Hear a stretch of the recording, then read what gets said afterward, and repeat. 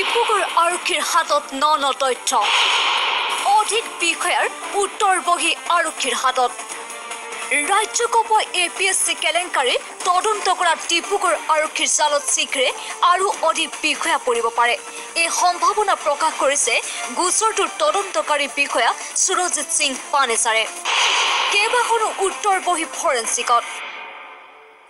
15 পৰা 20 দিনত আহি পৰিব প্ৰতিবেদন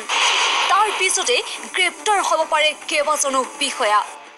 আৰু কিছুমান আহিব লগা আছে আৰু 15-20 দিনৰ পিছত আমি পাম তাৰ পিছত ৰিপৰ্টৰ যিখিনি আহে তেনেকৈ আমি ব্যৱস্থাটো ল'ম এতিয়া ৰিপৰ্টত কি আহে সেইটো মতেহে আমি ব্যৱস্থাটো ল'ম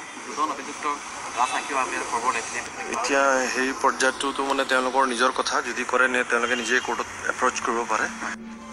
ইফালে উচ্চতম ন্যায়ালয়ত জামিন বিচাৰি বিমুখ হ'ব লগা হৈছে কেলেংকাৰীটোৰ গ্ৰেপ্তাৰ হোৱা ইজনৰ পিছত সিজনকৈ বিষয়া উচ্চতম ন্যায়ালয়ে জামিন আবেদন দিলীপ কুমাৰ কলিতাৰ আবেদন খাৰিজ কৰিলে ন্যায়ালয়ে ন্যায়ালয়ৰ পৰা সকাহ নাপালে বিষয়াই সুদীপ্তা গোস্বামী ভট্টাচাৰ্যী আৰু গীতালি দলে আহিছিলে এই সেম ইম্পিউন অৰ্ডাৰৰ এগেইনষ্টত এইখন পিটিশ্যন আজি আহিছে দিলীপ কুমাৰ কলিতা তো তেওঁলোক সেই যোনটো কেছ ফৰ জব স্কেম আছিলে সেইটোত তেওঁলোক কেণ্ডিডেট আছিলে আৰু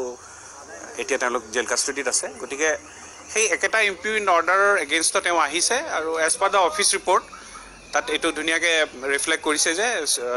চিমিলাৰ অৰ্ডাৰ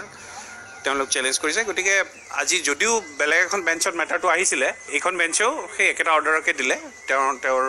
যোনখন বেইল পিটিশ্যন আছিলে ডিছমিছ কৰিলে in terms of the earlier order একেই অৰ্ডাৰ পাছ কৰিছে গতিকে তেওঁ একো ৰিলিফ আজি ইয়াত পোৱা নাই ব্যুৰো ৰিপৰ্ট